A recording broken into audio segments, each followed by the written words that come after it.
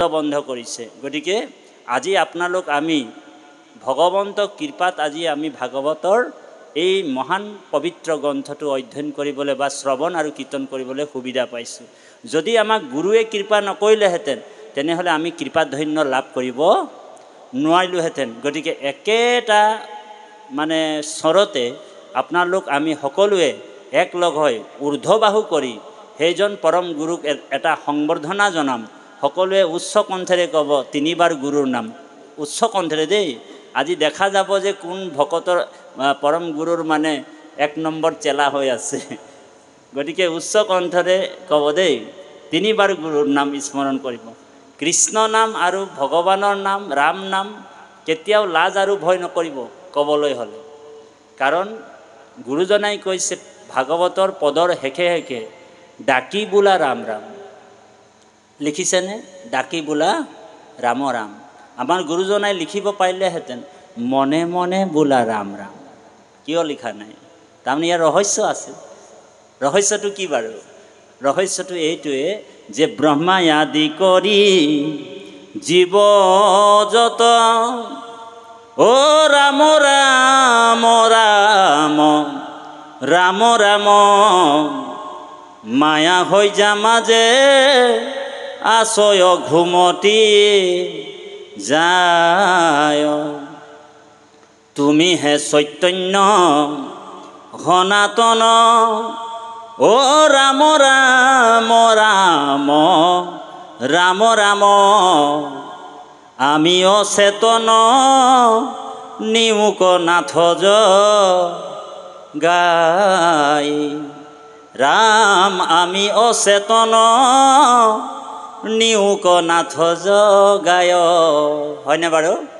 ব্ৰহ্মাকে আদি কৰি যিমান জীৱবিলাক বোলে মায়া শয্যাত ঘুমতি যায়, সকলোৱে শুৱে আছে বুলি কৈছে। ব্ৰহ্মাকে আদি কৰি যিমান সৃষ্টি হৈছে জীৱ সকলো মায়া শয্যাত শুই আছে। তুমিহে চৈতন্য সনাতন।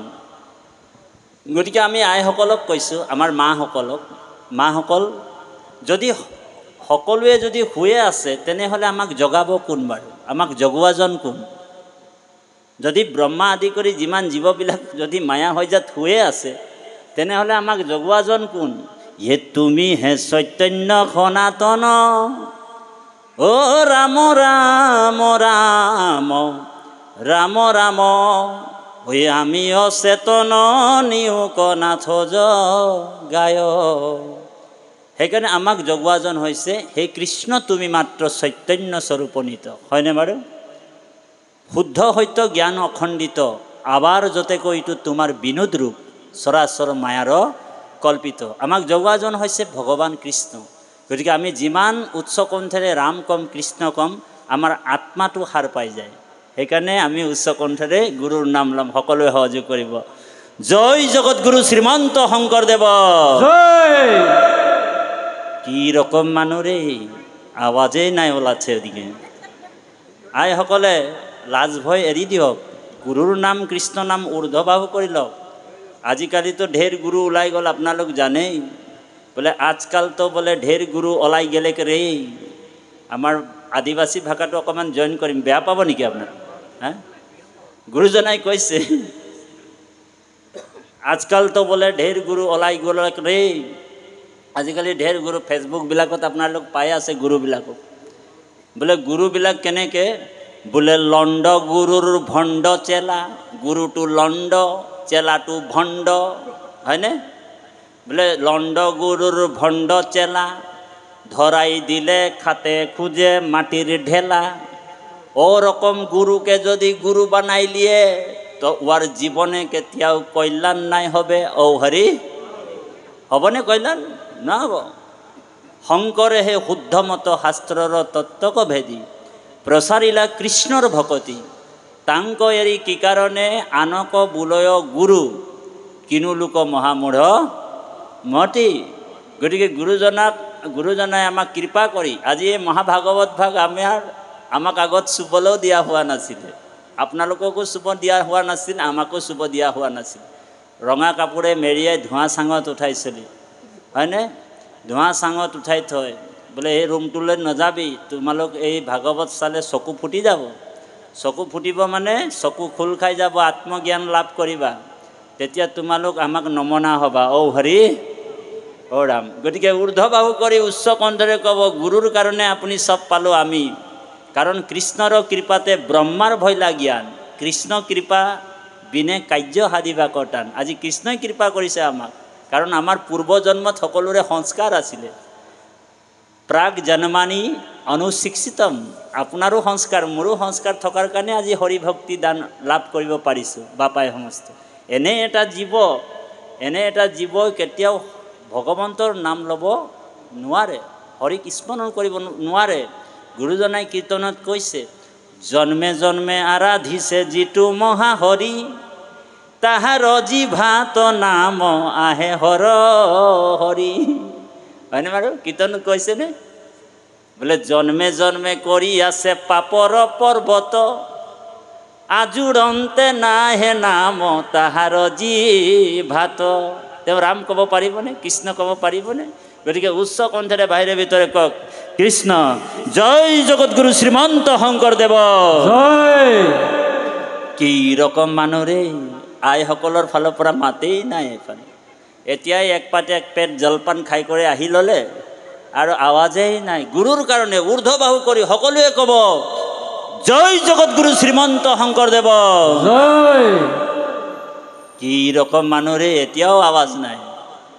আমি ধেমাজিত মানে আমাক ভাগৱতৰ ব্যাখ্যা পাঠ কৰিবলৈ মাতিছিলে, আইসকলে অনুষ্ঠানটো পাতিছিলে। 1500 আই মাতৃয়ে পাতিছিলে অনুষ্ঠানটো। আইসকলে পাঠকীয়ও আছিলে, আইসকলৰ মানে নামো গাইছিলে, আইসকলে ৰন্ধন প্ৰকৰণো কৰিছিলে, আইসকলে শৰাই অৰ্পণ কৰিছে।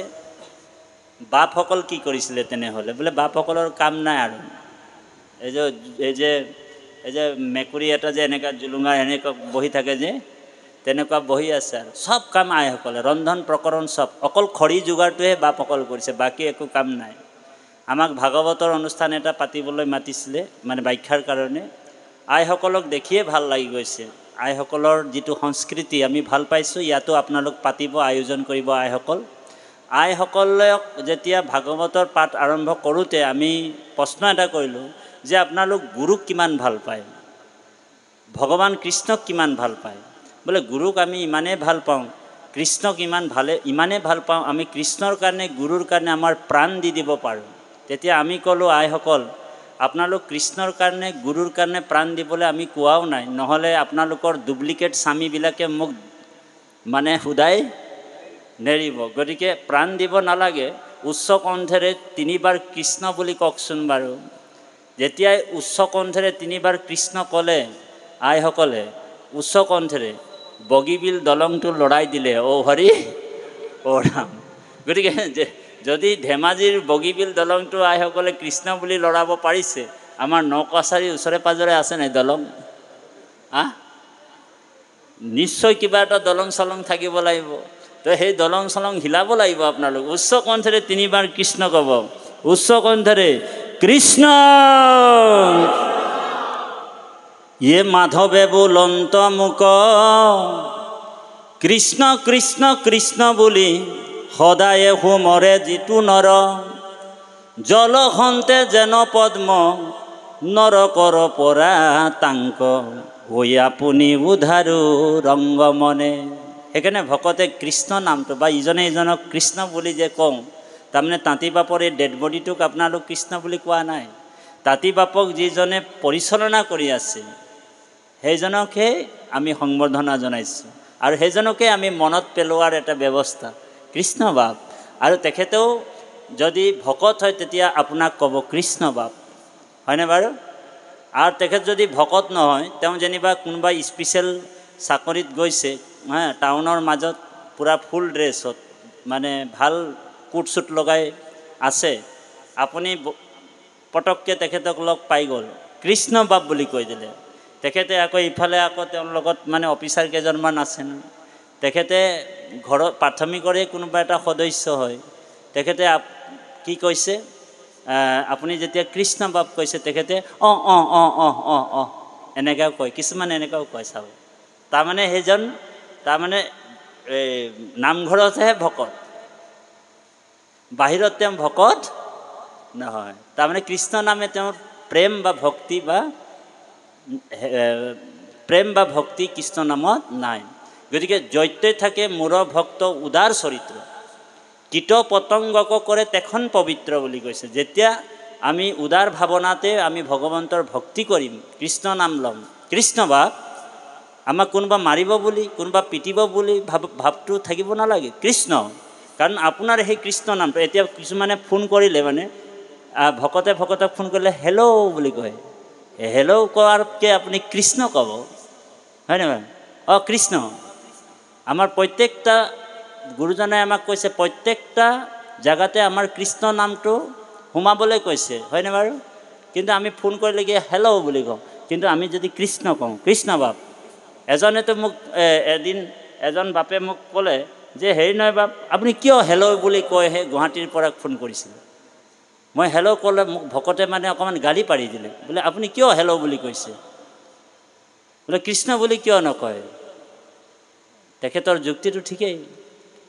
যেতিয়া ভকতে মোক কথা পাতিছে, বা ভকতে হওক বা অভকতে হওক, আপুনি কৃষ্ণ নামটো লোৱাৰ লগে লগে সেইজনেও বুজি পাব যে এজনে কৃষ্ণ কয়, তেওঁ অভ্যাস এটা হৈ যাব, তেওঁ গতি পোৱাৰ ৰাস্তাটো। কাৰণ ভগৱান কৃষ্ণই কৈছে, ভাগৱততো আছে, কৃষ্ণ ভক্তি কৰা নিত মনক সংযম, দিয়া দান সমস্তকে বুদ্ধি কৰি সম।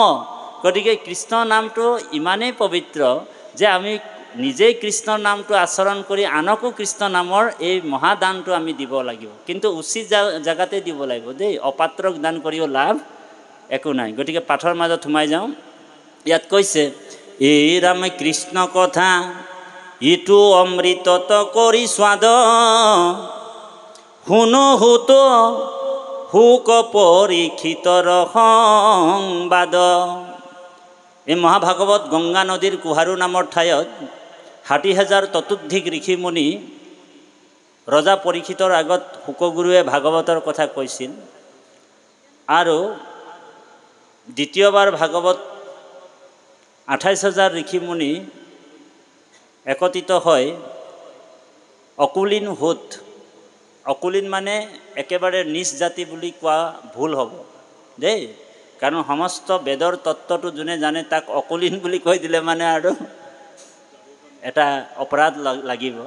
অকুলীন মানে তেওঁৰ ব্ৰাহ্মণ আৰু তেওঁ মানে শূদ্ৰৰ লগত যিটো ল'ৰা মানে এটেচমেণ্ট হয়, যিটো ল'ৰা জন্ম হয়, সেইটোকে সুত বুলি কয়, বুজি পাইছেনে?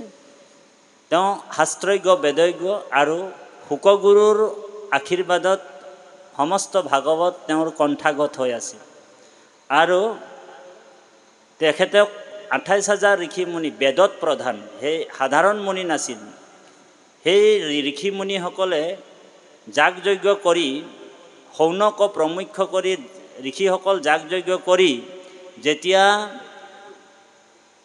যজ্ঞ কৰি থাকোঁতে তেওঁলোকৰ শৰীৰৰ লাৱণ্য ৰূপটো তেখেতলোকৰ ধোঁৰা কাউৰীৰ নিচিনা ক'লা হৈ গুচি গ'ল।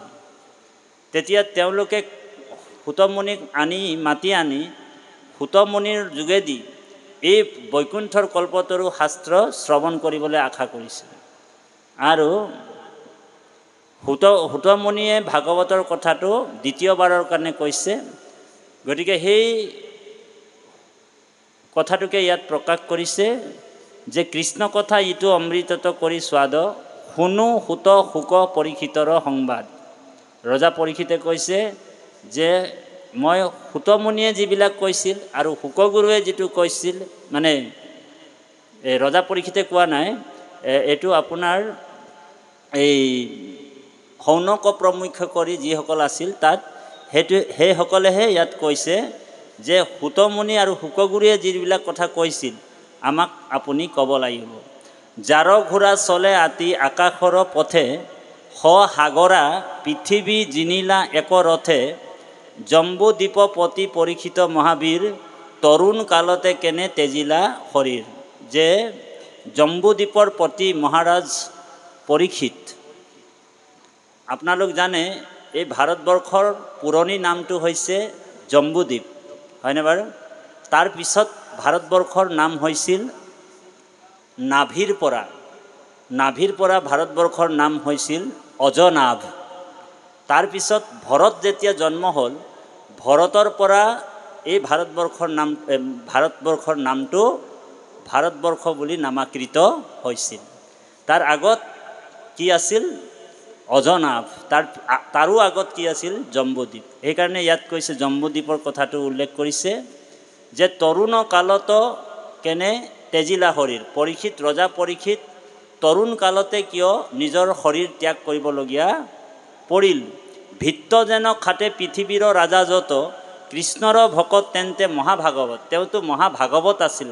আপোনালোক জানে ৰজা পৰীক্ষিতে গৰ্ভতে ভগৱন্ত কৃষ্ণক দৰ্শন পাইছিল। কোনো এজন বিশ্ব ব্ৰহ্মাণ্ডৰ কোনো এজন বৈষ্ণৱে মাকৰ গৰ্ভত ঈশ্বৰক দৰ্শন পোৱা নাছিল। পাইছিল নে কোনোবা?